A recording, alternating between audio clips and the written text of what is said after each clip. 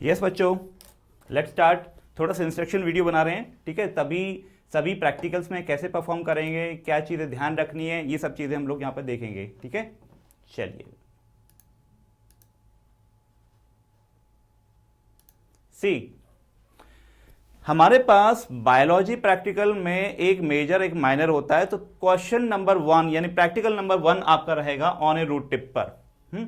अब आपके माइंड में आएगा कि क्या क्या लिखना है, तो ध्यान रखिएगा इस पॉइंट को लेकर कि ऑब्जेक्टिव सबसे पहले लिखते हैं हम लोग। अपनी जो प्रैक्टिकल एग्जामिनेशन कॉपी होगी उसमें ऑब्जेक्टिव लिखेंगे। ऑब्जेक्टिव आपका गिवन होता है, वही मेंशन करते हैं। दूसरा प्रिंसिपल या थ्योरी लिखते हैं उस एक्सपेरिमेंट का। तो यहां पे ऑन इन रूट टिप की बात हुई है, मेरिस्टेमेटिक एक्टिविटी स्टडी कर रहे हैं आप लोग। तो मेरिस्टेमेटिक एक्टिविटी किस जोन में है, आप कहेंगे ऑन ए रूट टिप पर है सर। तो वहां पर जो डिवीजन सेल्स हैं काफी ज्यादा डिवाइड कर रही हैं, डिफरेंट स्टेजेस मिलेंगी, प्रोफेज, मेटाफेज, एनाफेज, टीलोफेज, इसकी लगभग ये सारी इंफॉर्मेशन। और माइटोसिस की क्या सिग्निफिकेंस होती है, 1-2 लाइन में, ये 4 से 5 लाइन का इंफॉर्मेशन आपने प्रिंसिपल और थ्योरी फॉर्मेट में लिख देना होता है। आपके बुक्स में मिल जाता है, प्रैक्टिकल बुक में मिल जाएगा। और आपको नहीं मिलेगा तो डोंट वरी, 2-3 लाइन का आप लिख सकते हैं, मैं आपको हेल्प कर दूंगा इसमें। आपको गूगल क्लासरूम पे अपलोड भी कर देंगे कुछ बनाकर लेकर, ठीक है। नहीं मिलेगा तो मटेरियल रिक्वायर्ड। अब मटेरियल रिक्वायर्ड में उस एक्सपेरिमेंट के अंदर क्या क्या मटेरियल रिक्वायर्ड है ऑन ए रूट टिप की स्लाइड प्रिपरेशन के दौरान, वो सारे मटेरियल रिक्वायर्ड आपने यहां लिखने हैं। 8 से 10-12 मटेरियल रिक्वायर्ड होते हैं। N/HCl हो गया सर, कवर स्लिप हो गया, स्लाइड हो गया, आपका नीडल हो गया, ब्रश हो गया सर, सैफरन, आपका एसिटोकामिन स्टेन हो गया, जो हम पर्टिकुलर स्टेन यूज करेंगे। ये सारी चीजें मटेरियल रिक्वायर्ड में आ गई, वो आपने मेंशन कर लेनी है, सभी की सभी लिखने अच्छे से। इसमें कंजूसी नहीं करनी है, नीट एंड क्लीन लिखना है, कोई कंजूसी नहीं करनी, नीट एंड क्लीन लिखना है, ये ध्यान रखिएगा।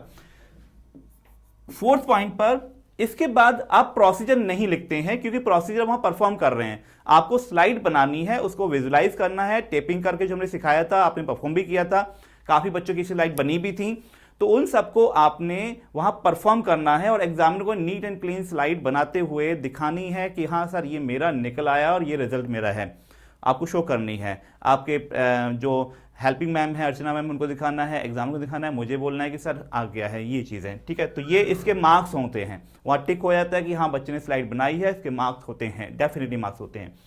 तो इसके बाद प्रोसीजर आप लिखते नहीं है, तो प्रोसीजर परफॉर्म करना होता है, इसलिए हम लिखते नहीं है। दूसरा, इसके बाद क्या था, ऑब्जर्वेशन आती है। ऑब्जर्वेशन, तो ऑब्जर्वेशन में क्या ऑब्जर्व किया आपकी अपनी स्लाइड प्रिपेयर करने के दौरान। If you observe metaphase stage, तो मेटाफेज का डायग्राम बनाएंगे कि I observe the metaphase stage in my slide, right, on a root tip slide. तो मेटाफेज का डायग्राम बनाएंगे, पेंसिल से लेबल करेंगे उसको। और फिर या किसी को प्रोफेज दिखा है तो प्रोफेज दिखाइए, किसी का टीलोफेज दिखा है तो हो सकता है हर एक बच्चे का अलग अलग आ सकता है, कोई नहीं कि सभी मेटाफेज लिख रहे हैं। No, it's up to you कि आपने कौन सी स्टेज वहां शो करना चाहते हैं, दैट इज शोन है। तो दैट इज ऑब्जर्वेशन में आ गया। फिर रिजल्ट आप लिख देते हैं। इसके बाद 1 2 3 4 5 वाले पॉइंट पे लिख दिया रिजल्ट। रिजल्ट में लिखेंगे yes I observe this is result, कि I prepare the slide and I observe mitosis का this particular stage, that is observation result हो गया हमारा। और लास्ट में एक चीज और लिखनी होती है जो आप भूलेंगे नहीं कभी भी, प्रिकॉशन। प्रिकॉशंस जरूर लिखेंगे बच्चों। आपने अपने एक्सपेरिमेंट के दौरान क्या क्या प्रिकॉशन परफॉर्म किए, यानी स्लाइड को नीट एंड क्लीन रखना था, कवर स्लिप रखनी थी, जब पुट की तो एयर बबल प्रिवेंट करने थे, ठीक है, ग्लव्स पहनने थे, कोविड प्रोटोकॉल फॉलो किया, एंड ऑल सारी बहुत सारी मैंने मेंशन की हैं। तो वो प्रिकॉशंस 3 से 4 प्रिकॉशन जरूर मेंशन कीजिएगा। ये सभी पॉइंट, इन सभी के मार्क्स होते हैं। आपकी एग्जामिनर जो प्रैक्टिकल एग्जामिनर कॉपी है, एग्जाम जिसमें परफॉर्म करेंगे, लिखेंगे आप, उसको एकदम क्लीन नीट डायग्राम के साथ होना चाहिए, ठीक है। इस चीज का बहुत ध्यान रखें, क्योंकि वही एग्जामिन चेक होगा और उस पर मार्क्स मिलेंगे। पूरे साल आपने क्या किया इट डजंट मैटर, लेकिन उस दिन क्या किया उस 15 मार्क्स के लिए आपके लिए रिस्पॉन्सिबल है वो। और मैं चाहूंगा सभी बच्चों के मार्क्स 100% आए, कोशिश रहे कि भाई सबके अच्छे मार्क्स आए, कैलिबर से ज्यादा मार्क्स आए। तो ये हो गया प्रोसीजर। ये प्रोसीजर सब, मतलब ये जो मैथडोलॉजी है लिखने की एग्जामिनिंग कॉपिंग में, वो यही रहने वाली है, उसमें कोई चेंज नहीं होने वाला है। तो पहला हो गया ऑनर टिप के लिए। सेकंड वाला मैं बता देता हूं कौन सा, जनरली आप प्रिपेयर कर लेंगे, बाय हार्ट लर्न कर लेंगे, क्योंकि उस टाइम थोड़ा पजल होते हैं बच्चे, इसलिए मैं आपको पहले ही कह रहा हूं लर्न कर लीजिए। लर्न किया होगा तो लिखा आसान होगा, ठीक है। सेकंड वन इज योर ये स्लाइड पे दूसरा हो गया हमारा प्रैक्टिकल होगा, that would be A collect water from the different water bodies around you and study the pH presence of any living organism, यानी कि वाटर सैंपल वाला होगा ये, वाटर सैंपल आपके पास होंगे। हाँ बच्चा, सॉइल सैंपल से ज्यादा आसान है वाटर सैंपल, क्योंकि उसे वे करना पड़ता है, हीट करना पड़ रहा है कभी कभार, ये पर्कुलेशन में टेस्ट ट्यूब टूट रही है, उसको इजी करने के लिए वाटर सैंपल दे दिया है। बता दूंगा कैसे होगा, बहुत इजी, उससे ज्यादा आसान है। अब एग्जामिनर कहती नहीं सॉइल सैंपल दे दीजिए सर, तो सॉइल सैंपल किसी बच्चे को मिल सकता है ना, लेकिन वो थोड़ा कॉम्प्लिकेटेड लगता है, इसलिए मैंने थोड़ा सा कहा कि आसान हो जाए आप लोगों के लिए, कि सभी बच्चे हीट कर रहे हैं नहीं कर रहे, कभी किसी का सॉइल सोल्यूशन है, किसी का पर्कुलेशन आ रहा है, किसी का नहीं आ रहा है, बहुत सारी चीजें। तो वाटर सैंपल इस दो वाटर सैंपल होंगे, water sample A and water sample B, और आपका इसमें ये रहेगा भाई सिंपल सा, to collect the water from different water bodies, यानी कि एक वाटर सैंपल हो सकता है आपके रेन वाटर हो सकता है, या फिर पॉन्ड वाटर हो सकता है, या आरओ वाटर हो सकता है। दो सैंपल होंगे आपके पास, ठीक है। अब दो सैंपल में आपको क्या निकालना है, इन वाटर सैंपल में नंबर 1 पीएच, जो कि बहुत आसान है। वहां तो सॉइल में तो हम लोग क्या करते थे पीएच निकालने के लिए, भाई सॉइल में पानी डाला इक्वल अमाउंट करके, फिर इसको फिल्टर किया, हिलाया, फिर फिल्टर किया, फिल्टर को निकाला, फिल्ट्रेट को लिया, फिल्ट्रेट को फिर पीएच पेपर से या यूनिवर्सल इंडिकेटर से पीएच मेजर करे, और फिर पीएच क्या आ रही है उसको मैच किया, मतलब कलर को मैच किया पीएच में चार्ट पर, और फिर आपने कहा पीएच ये आ रही है। फिर क्या हो गया, ये कैसा पानी था या कैसी सॉइल थी, रोड साइड सॉइल थी या ये थी, उस पीएच के रेंज में आ रही है नहीं, वो मेंशन करते थे। इस वाले में क्या करना है, इसमें तो और भी सिंपल है, पानी ऑलरेडी है आपके पास, बस अमाउंट ऑफ वाटर लिया, 2 ml लिया, 3 ml लिया टेस्ट ट्यूब में उसमें से, और उसमें यूनिवर्सल इंडिकेटर डाला, और कलर चेंज हो जाएगा, और कलर चेंज को अपने पीएच के जो स्ट्रिप होती है या इंडिकेटर का जो स्ट्रिप है उससे मैच करेंगे, सर ये कौन सा कलर आ रहा है, और उसका पीएच निकल गया। तो ये और आसान आपके लिए हो जाता है। तो सैंपल ए और सैंपल बी का पीएच निकालना, क्या है पीएच, बात समझ गए बच्चे सभी, है ना, इजी है ना, पीएच निकालना होता है। दूसरा, इसी वाटर सैंपल में आपको आइडेंटिफाई करना है माइक्रो ऑर्गेनिज्म, जो कि और भी आसान है। आइडेंटिफाई माइक्रो ऑर्गेनिज्म बहुत आसान है, देखिए कैसे,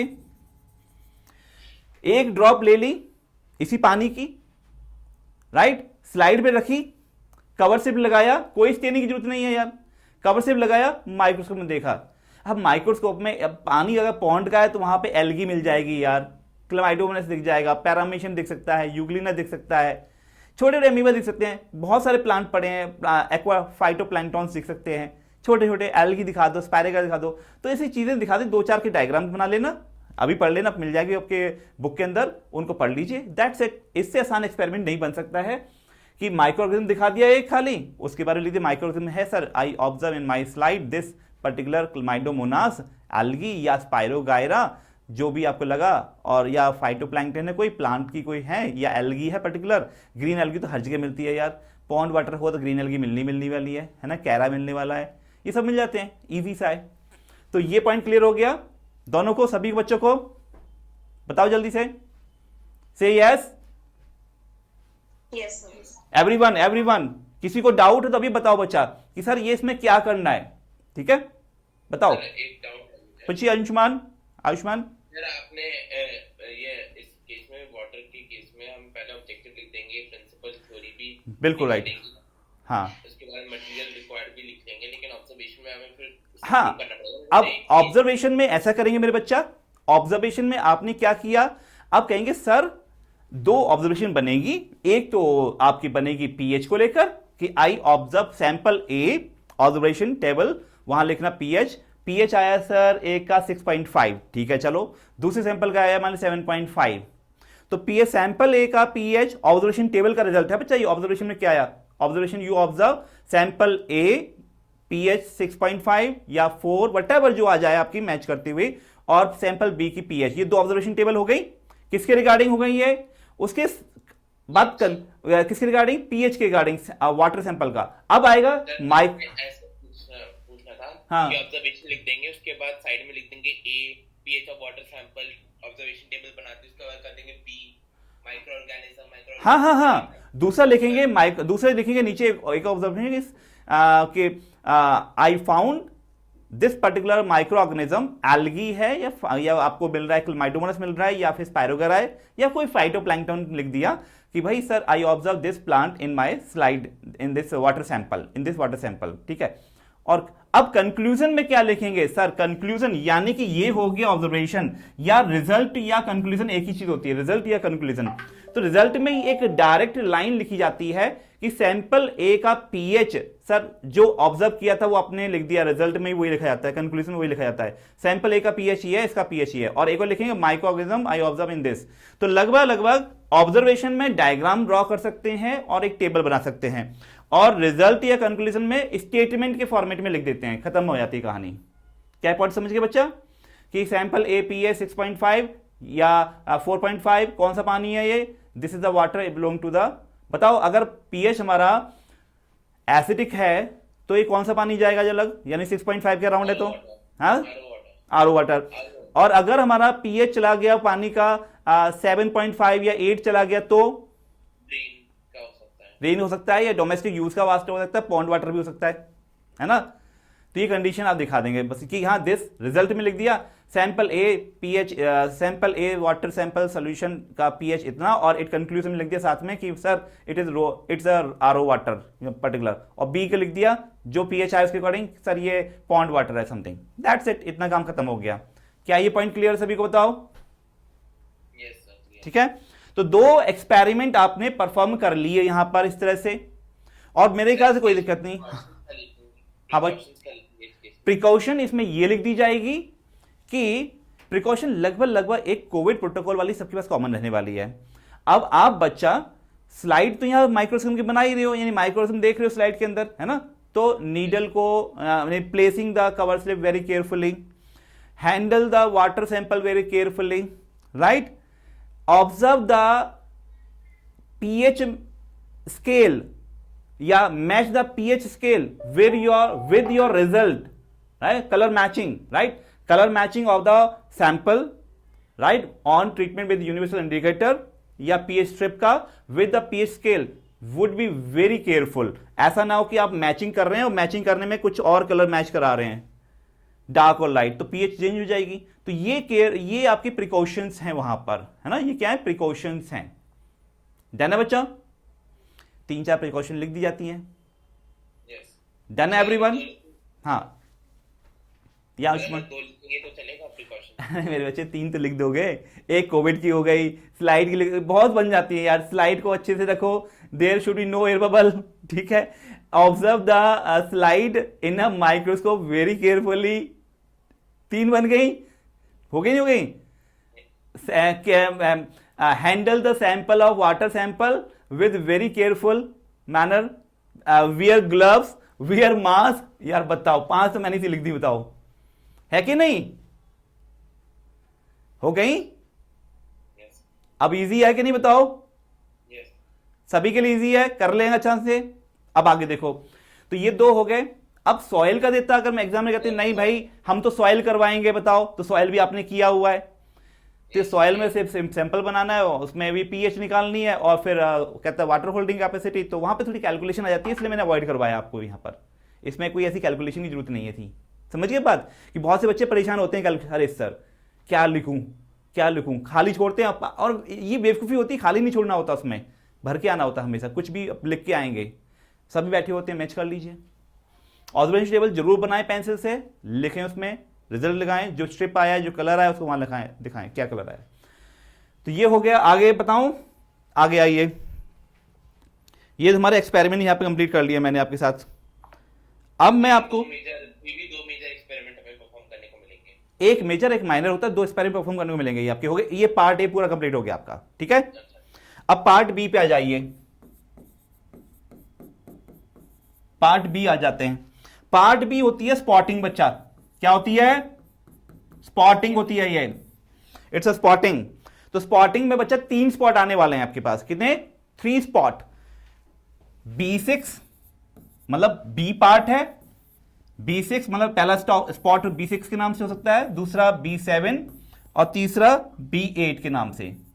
जैसे लिखते थे ना स्पॉट 1 2 3, तो ये सेक्शन बी है और इससे पहले 5 स्पॉट कहीं और मेंशन थे, तो B6, B7, B8, या हो सकता है स्पॉट 1, 2, 3 लिख दें, कोई फर्क नहीं पड़ता। 3 स्पॉट है आपके पास, कवर होंगे वो। अब क्या क्या हो सकता है, क्या क्या पॉसिबिलिटी हो सकती है, बता देता हूं मैं आपको, जिससे आप अच्छे से उस चीज को लर्न कर लें। क्योंकि यहां पर आपको 4 से 5 पॉइंट कह रहा हूं, 5 पॉइंट लिख के आने हैं कमेंट वाले में डायग्राम के साथ। तो इसकी प्रिपरेशन होनी चाहिए आपकी अच्छे से, 3 की एटलीस्ट। कोई दिक्कत नहीं, आसान सा है।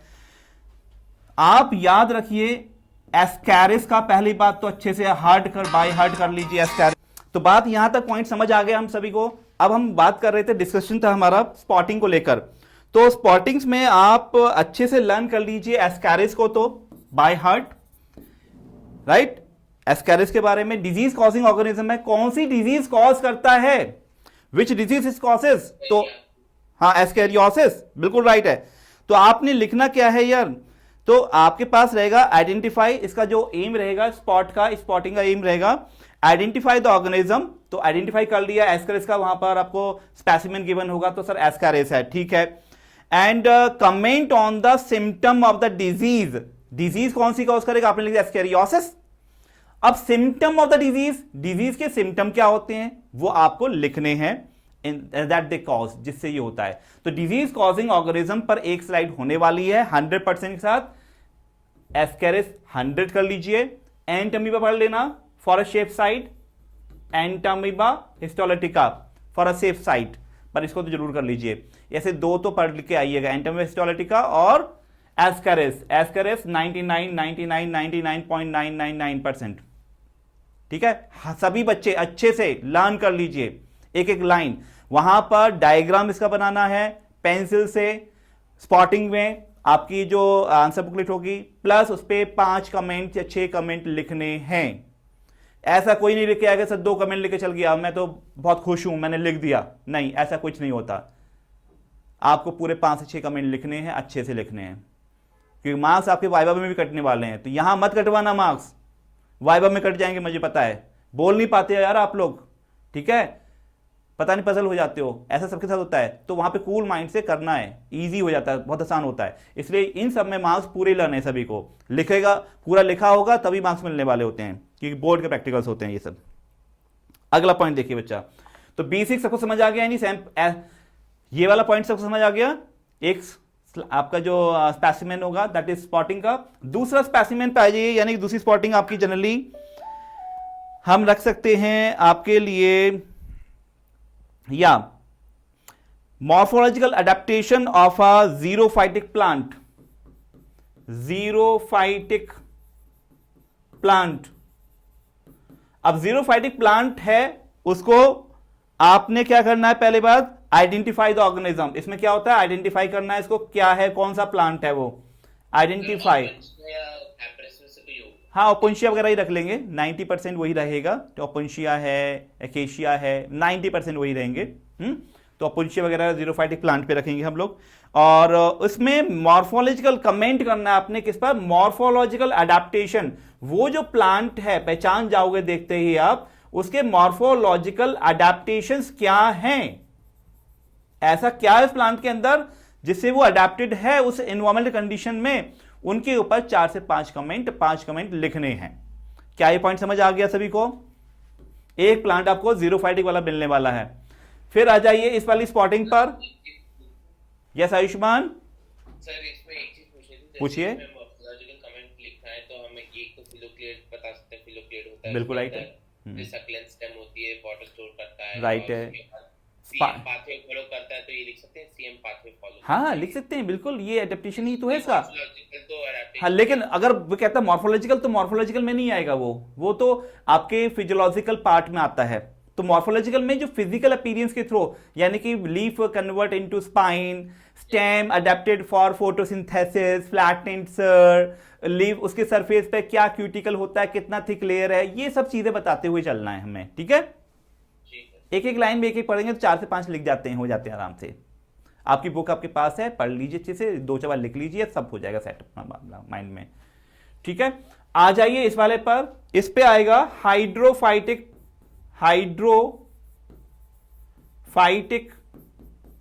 एनिमल ऐसा एनिमल जो कि वाटर के लिए अडेप्टेड है, हाइड्रोफाइटिक एनिमल रखेंगे, मोस्टली रोहू फिश, सबसे आसान होता है पहचानना। इसके भी मॉर्फोलॉजिकल एडेप्टेशन, तो क्वेश्चन वही होगा इस पर भी, identify the spot and comment on it's morphological adaptation. तो इस रोहू की एडेप्टेशंस क्या क्या है एग्जैक्टली उसके बारे में लिख देना, 4 से 5 पॉइंट लिखने, दैट्स इट। बच्चों बताओ, क्लियर है यहां तक पॉइंट सबको?